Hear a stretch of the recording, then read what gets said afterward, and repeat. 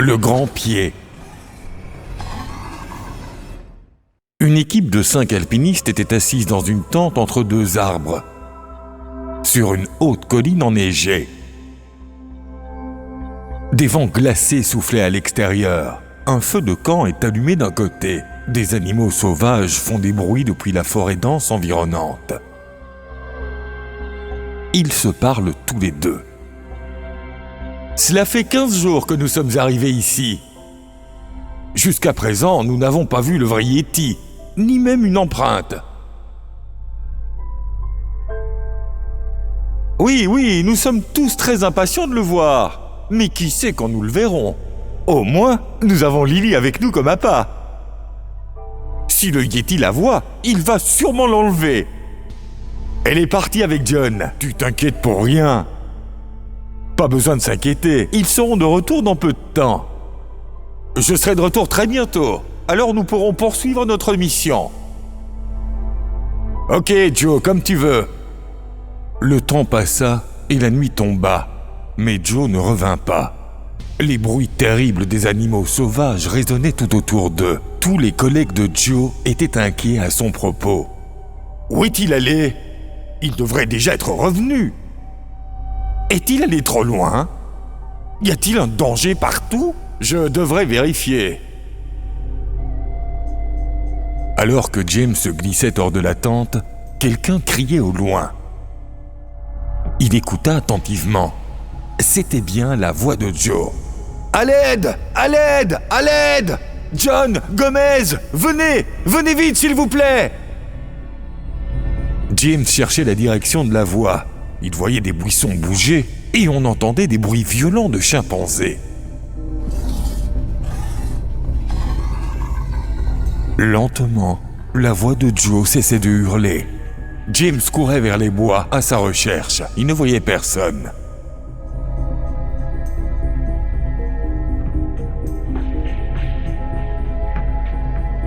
Mais il découvrit un chemin menant à la montagne. Il y avait des loups sauvages qui se promenaient. Il aperçut de grandes empreintes de pas. Il regarda attentivement. C'étaient des empreintes de très grands pieds de quelqu'un. Soudain, James poussa un cri retentissant. « Joe! Où es-tu? Gomez, John, venez rapidement !» Après quelques instants, Gomez, John et Lily accoururent. « Qu'est-ce qu'il y a, James? Pourquoi as-tu crié? Où est Joe? On n'a aucune trace de Joe. Il est passé par ici et je ne sais pas par où il est allé. Je l'ai entendu crier. Certains buissons tremblaient aussi ici. Ensuite, je suis arrivé ici et il n'y avait personne. Regardez ces longues et grandes empreintes de pas. Ces empreintes sont très grandes. Ça pourrait être les empreintes d'un Yéti. Pourquoi Joe s'est-il attiré des ennuis? Oui, c'était mon travail, mais il est drôle. Est-ce que les Yétis aiment les gars marrants? Ce n'est pas le moment de plaisanter. Nous devons le retrouver. Allons-y, identifiez les empreintes de pas. Ils avançaient tous en regardant les traces de pas. Il neigeait abondamment. Ils arrivèrent à la montagne. Beaucoup de neige s'était accumulée. Ils criaient tous le nom de Joe. Leur voix résonnait sur la montagne et était renvoyée en écho. Au loin, ils apercevaient une grande ombre près d'un étang.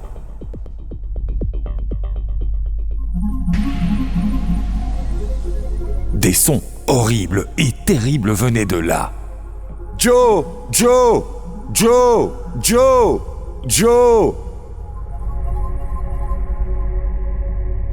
Où es-tu, Joe?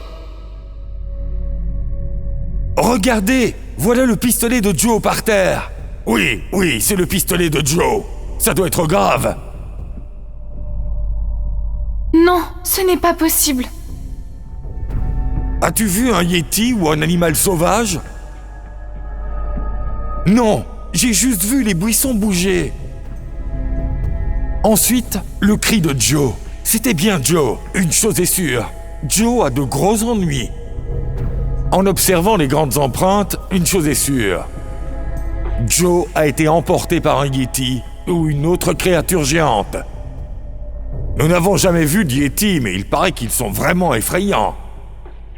Ils ont de longues jambes et de grandes pattes. Les marques de griffes que nous venons de voir étaient plutôt grandes. Il me semble que le Yeti est une créature très dangereuse. Il a enlevé un de nos chers compagnons. Maintenant qu'il fait nuit, nous devrions retourner à notre feu de camp, où nous pourrions être les prochains. Nous pourrons retrouver Joe demain matin, en ayant une meilleure vue. Faisons demi-tour. De violents vents glacés commençaient. John, James, Gomez et Lily prirent le chemin du retour. L'obscurité grandissait. Lily se retourna vers le lac et vit à nouveau une longue silhouette noire et brumeuse à quelque distance. Pauvre Joe, je ne sais pas dans quel état il est. Mon Dieu, s'il vous plaît, protégez-le. Nous devons recommencer à le chercher demain à l'aube, quoi qu'il arrive. Ils retournaient tous à leur tente. Hormis la lumière de leur tente, l'obscurité totale s'était répandue autour de leur site. Les bruits de quelques chiens sauvages venaient de loin. Ils regrettaient tous leur ami Joe, et le sommeil ne venait pas. Ils avaient juste trop peur. John se leva de son lit pour faire pipi et quitta sa tente. « Attention, John, ne va pas trop loin. Attends, je dois y aller, je viens aussi avec toi. » « Merci, mon ami, je vais rester près de cette tente. Je ne serai pas long. Ce Yeti frété ne m'aura pas. Je t'interdis de prononcer ce nom. Notre cher compagnon a disparu par sa faute. » Peu de temps après, on entendit la voix de John. « Oh non, c'est terrible. John, que s'est-il passé? Ne vous inquiétez pas, je vais bien, mais ce pauvre agneau est bien malheureux. Qu'est-il arrivé à l'agneau? Cet énorme python l'a avalé. Quel terrible python! D'abord le Yeti, maintenant le python. Cet environnement est plein de dangers. » Ils se dépêchaient d'entrer et les deux commençaient à parler. John sortit la brochure de cette randonnée en montagne. « Regarde là en bas en petits caractères. Ça dit qu'il y a des pythons, des yétis, des chiens sauvages et des colibris venimeux. » Quoi? C'est un piège mortel! Tous les animaux essayent de nous capturer et de nous tuer. Allez Lily, rejoins-nous. On dirait que tu ne dors pas. Il est difficile de dormir par une nuit pareille. Regardez James qui se tourne et se retourne dans son sommeil. Je ne suis pas endormi. J'attends juste l'aube. Nous ne pourrons pas bien dormir tant que nous n'aurons pas trouvé Joe. Les quatre amis ont discuté tranquillement en attendant que le jour se lève. Non loin de là, un gazouillis féroce d'un chimpanzé a été entendu près des buissons. Il y avait aussi le bruit des chiens sauvages, les buissons qui tremblaient. « Ok, soyez vigilants, personne ne sort seul. On dirait que le Yeti est de retour. Cette ombre dans les bois, c'est une mort certaine pour quiconque s'y aventure. » Soudain, un cochon sauvage rugit de douleur, puis poussa un couinement brusque jusqu'au silence.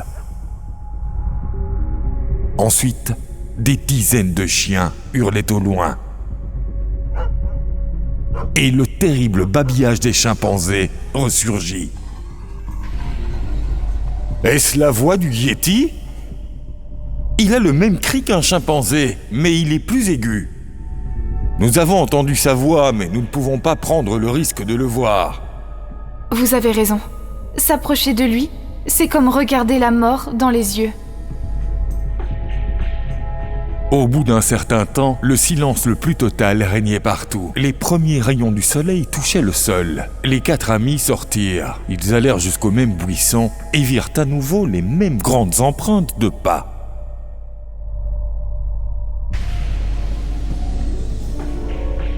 Ils poursuivirent la recherche de leur partenaire Joe. Ils le cherchaient partout, mais sans succès. Ils virent un indigène, un vieux montagnard. John l'a appelé.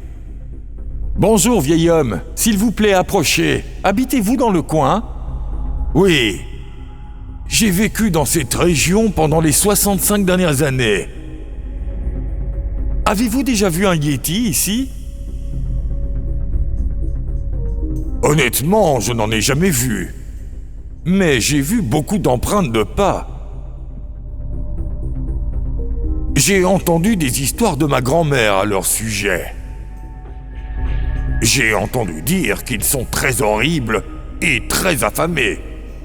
C'est peut-être pour cela que celui qui les voit ne vit pas longtemps pour en parler. J'ai aussi beaucoup entendu parler d'eux. Je suppose qu'on devrait s'en aller. Si vous n'en avez pas vu depuis 65 ans, alors il n'y a plus d'espoir pour notre ami, Joe. Ils le cherchèrent dans les environs. Après un certain temps, un silence total régnait partout. Les premiers rayons du soleil effleuraient le sol. Ils le recherchaient, mais ne pouvaient pas le retrouver. Ils continuaient à chercher leur partenaire Joe.